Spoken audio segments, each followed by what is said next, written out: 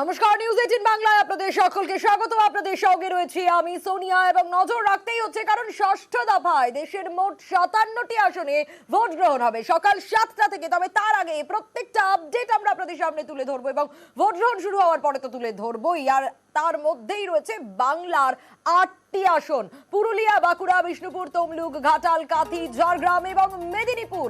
Vote রয়েছে আজ এবং আপনাদের জানিয়ে রাখি সকাল 7টা থেকে, কিছুক্ষণ আগেই যেটা বলছিলাম, ভোট গ্রহণ শুরু হবে এবং নির্বাচন কমিশন সূত্রে যা জানা যাচ্ছে ষষ্ঠ দফায় এ রাজ্যে মোট ভোটার সংখ্যা 1,45,00,000-এরও বেশি এবং বিভিন্ন দলের মোট 79 জন প্রার্থী রয়েছে এই ষষ্ঠ দফার বাংলার 8 আসনে যারা লড়াই করছেন। এবং মোট বুথ যদি ধরে নিই তাহলে এই 8 আসন মিলিয়ে মোট বুথ 15,600টি। অবশ্যই নজর থাকবে 8 কেন্দ্রের দিকেই, বাঁকুড়া, তমলুক, কাঁথি, ঘাটাল, বিষ্ণুপুর, ঝাড়গ্রাম, মেদিনীপুর এবং পুরুলিয়া, এই 8 আসনে ভোট এবং 8 কেন্দ্রের দিকেই নজর থাকবে। প্রত্যেকটা আপডেট আমরা তুলে ধরবো, বিভিন্ন প্রান্তে নজর রাখবো কারণ আমাদের প্রতিনিধিরা বিভিন্ন প্রান্তে রয়েছেন ইতিমধ্যেই।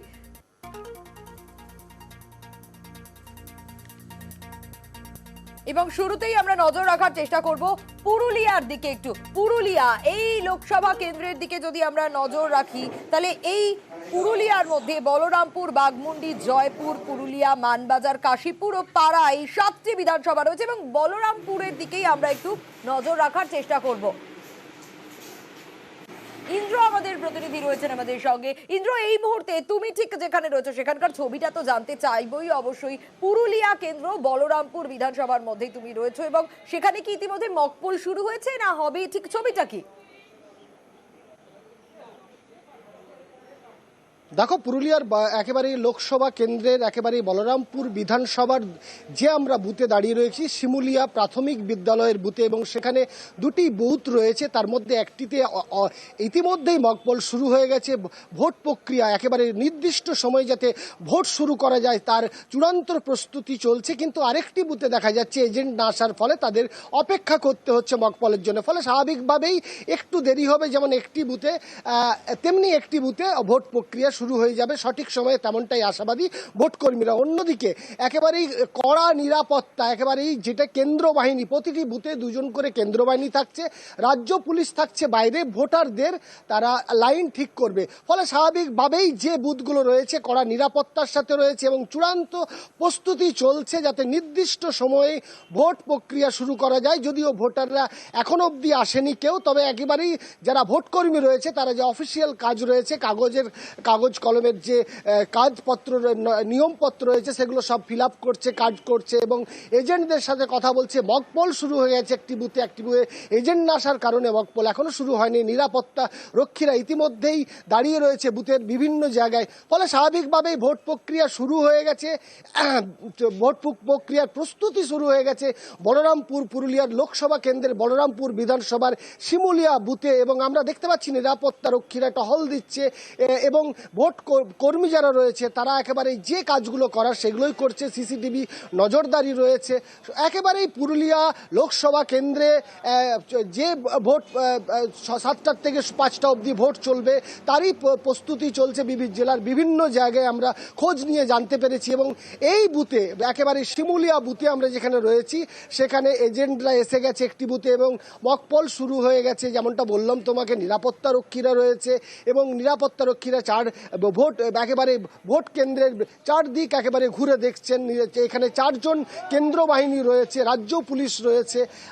একটা সমস্যা হয়েছে, যে সমস্যাটা তোমাকে বললাম, যে একটি বুথে এজেন্ট না আসার কারণে এই বুথে এখনো ভোট কর্মী যারা রয়েছেন, পোলিং অফিসার রয়েছেন, তারা অপেক্ষায় রয়েছে। এজেন্ট কেন এখনো আসেনি, একটু আসবেন, কথা বলবো কি সমস্যা হয়েছে। আপনি তো পোলিং অফিসার, আমরা কথা বলে নেবো পোলিং অফিসারের সাথে। আপনি একটু যদি বলেন, মানে মকপল শুরু করতে পারেননি, আপনার নাম যদি বলেন। আমার নাম দেবব্রত অধিকারী, আমি প্রিসাইডিং অফিসারের দায়িত্ব পালন করছি। কি সমস্যা হয়েছে মকপল এই মুহূর্তে সমস্যা যেটা হয়েছে সেটা আমরা ভোটকর্মীরা যথাসময়ে প্রস্তুত হয়ে দাঁড়িয়ে আছি মেশিনপত্র সমস্ত কিছু নিয়ে, কিন্তু এখনো পর্যন্ত আমাদের একজনও এজেন্ট এসে পৌঁছননি। এখন নিয়ম অনুসারে যদি অন্তত 2 জন এজেন্ট না এসে পৌঁছন তাহলে আমরা মকপোল প্রক্রিয়া শুরু করতে পারছি না। এই সমস্যার জন্য আমরা এখনো মকপোল প্রক্রিয়া শুরু করতে পারিনি। তবে আশা করছি যে তারা পৌঁছে যাবেন এবং আমরা কিছুক্ষণের মধ্যেই মকপোল শুরু করতে পারবো। অনেক অনেক ধন্যবাদ আপনাকে। Thank you. বুঝতেই পারছো যে সমস্যা তৈরি হয়েছে এজেন্ট না আসার জন্য। দুজন এজেন্ট এলেই তারা একেবারে পোলিং একেবারে অফিসে অবশ্যই জানিয়ে গেলেন নজর থাকবে। আর এই পাশাপাশি আমরা একটু নজর রাখার চেষ্টা করব অন্যান্য প্রান্তের দিকেও। ভোট যুদ্ধে ষষ্ঠ দফার লড়াই, 7টা থেকে ভোট গ্রহণ শুরু হবে। এবার নজর রাখবো একটু বাঁকুড়ার দিকে। বাঁকুড়ার ছবিটাও একটু দেখাবো আপনাদের। বাঁকুড়াতে যদি আমরা নজর রাখি তাহলে সুভাষ সরকার, বিজেপির তরফ থেকে কিন্তু তার উপরেই ভরসা রাখা হয়েছে। অন্যদিকে তৃণমূলের তরফ থেকে অরূপ চক্রবর্তী, আর সিপিএম এর তরফ থেকে নীলাঞ্জন দাশগুপ্ত। এবং আমরা নজর রাখবো বাঁকুড়া লোকসভা কেন্দ্রটার দিকে যদি, তাহলে এখানে যে বিধানসভাগুলো রয়েছে বাঁকুড়া, রঘুনাথপুর, শালতোরা, ছাতনা, রানীবাঁধ, রায়পুর ও তালডাংরা।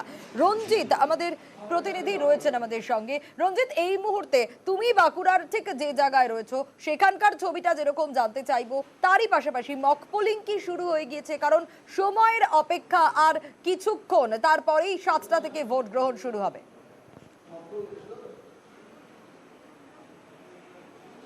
তবে ইতিমধ্যে ভোট গ্রহণ কেন্দ্রগুলিতে যারা দলের যে এজেন্ট রয়েছে সেই এজেন্টরা আসতে শুরু করেছে, যদিও ভোটারদের লাইন এখনো পর্যন্ত চোখে পড়েনি সে অর্থে। তো যারা এজেন্ট রয়েছে তারা কিন্তু ইতিমধ্যে ভোট গ্রহণ কেন্দ্রে এসে পৌঁছেছে, অনেকে এসছেন এবং সেখানে কিছুক্ষণের মধ্যে বিভিন্ন বুথে মক পোল টেস্ট শুরু হবে। তারপরে যে সময় নির্দিষ্ট সময় রয়েছে সেই সময় থেকে ভোট গ্রহণ শুরু হবে। তোমার জানি কি যে বাঁকুড়া লোকসভা কেন্দ্র, সেই লোকসভা কেন্দ্রে একেবারে বিজেপির যেমন সুভাষ সরকার রয়েছে, তৃণমূলে অরূপ চক্রবর্তী এবং সিপিএম এরও প্রার্থী রয়েছে। ফলে বাঁকুড়া লোকসভা কেন্দ্র কিন্তু অত্যন্ত গুরুত্বপূর্ণ লোকসভা কেন্দ্র, কারণ এখানে সুভাষ সরকার তিনি কিন্তু 2019 সালে 1,76,000 ভোটে জয়লাভ করেছিলেন। সেক্ষেত্রে দাঁড়িয়ে 7টি বিধানসভা কেন্দ্রের মধ্যে অধিকাংশতে জয়লাভ করেছিল বিজেপি। অন্যদিকে তৃণমূল কংগ্রেসকে হারিয়েছিল সেক্ষেত্রে 1,76,000 ভোটে। ফলে ভোট শতাংশের দিক থেকে যদি দেখো 19 সালে সেক্ষেত্রে 49.50% ভোট পেয়েছিল বিজেপি। অন্যদিকে তৃণমূলের প্রাপ্ত ভোট ছিল 36%, কিছুটা বেশি। যদিও এইবার একেবারে অঙ্কটা অন্যরকম হতে যাচ্ছে বলে মনে করছে রাজনৈতিক মহল, কারণ লড়াই কিন্তু যুযুধান দুপক্ষই রয়েছে।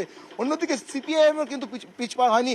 ফলে এবছর 17,80,000-এর বেশি ভোটার এই কেন্দ্রে, এবং তার এবং বিজেপি মনে করছে যে তারা নিশ্চিত তাদের জয়ের লক্ষ্যে। অন্যদিকে তৃণমূল কংগ্রেস কিন্তু জয় ছিনিয়ে নেওয়ার চেষ্টা করছে। ফলে যদি 2021 সালের বিধানসভা নির্বাচনের ফলাফল দেখো, সেই ক্ষেত্রে 7টি বিধানসভা কেন্দ্রের মধ্যে 4টিতে জয়লাভ করেছিল বিজেপি, অন্য 3টিতে জয়লাভ করেছে তৃণমূল কংগ্রেস। ফলে অঙ্কটা কিন্তু অনেকটাই কঠিন হলেও কিন্তু লড়াই কিন্তু যুযুধান দুই পক্ষই রয়েছে। সকাল থেকে বিভিন্ন বুথের মধ্যে ইতিমধ্যে যারা ভোট কর্মী বা বুথ এজেন্ট যারা রয়েছে তারা আসতে শুরু করেছে, এবং যত বেলা বাড়বে আশা করা যাচ্ছে সেখানে মানুষ তারা উৎসবমুখী, অর্থাৎ গণতান্ত্রিক যাদের যে প্রয়োগ সেই প্রয়োগ করতে তারা কিন্তু বুথ কেন্দ্র হবে। এবং ইতিমধ্যে তোমার জানি রাখি যে এই কেন্দ্রে ভোটের জন্য 91 কোম্পানি বাহিনী মোতায়েন করা হয়েছে, যাতে কোনো রকম অশান্তি সৃষ্টি না হয়। ফলে যদি বাহিনী সংখ্যাটা দেখো সেক্ষেত্রে অনেকটাই বেশি, 91 কোম্পানি। ফলে সকাল থেকে একটা চিত্র কিন্তু ধরা পড়ছে, বিভিন্ন বুথে বুথে মকপোল শুরু হচ্ছে এবং ভোট কর্মীরা আসতে শুরু করছে। যারা বুথে এজেন্ট তারা ইতিমধ্যে এসে পৌঁছেছে, অনেকে আসছেন এবং ভোটাররা কিন্তু আস্তে আস্তে ভোটমুখী হচ্ছে। বেশ, অবশ্যই নজর থাকবে রঞ্জিত পরবর্তীতেও। ভোট যুদ্ধে 6ষ্ঠ দফার লড়াই, আর 6ষ্ঠ দফার লড়াইয়ে 8 কেন্দ্রেই নজর থাকবে আমাদের। আর তারই পাশাপাশি যদি নিরাপত্তার দিকে নজর রাখা যায়, এই 6ষ্ঠ দফার নির্বাচন যেখানে 8টি আসনে কাজে লাগানো হবে 919 কোম্পানি কেন্দ্রীয় বাহিনী। এবং আপনাদের জানিয়ে রাখি কড়া নিরাপত্তার মধ্যে দিয়ে এই 6ষ্ঠ দফার নির্বাচন হবে। 7টা থেকে ভোট গ্রহণ শুরু। মোট 919 কোম্পানি কেন্দ্রীয় বাহিনী। পশ্চিম মেদিনীপুরের জন্য 218 কোম্পানি কেন্দ্রীয় বাহিনী ধার্য হয়েছে।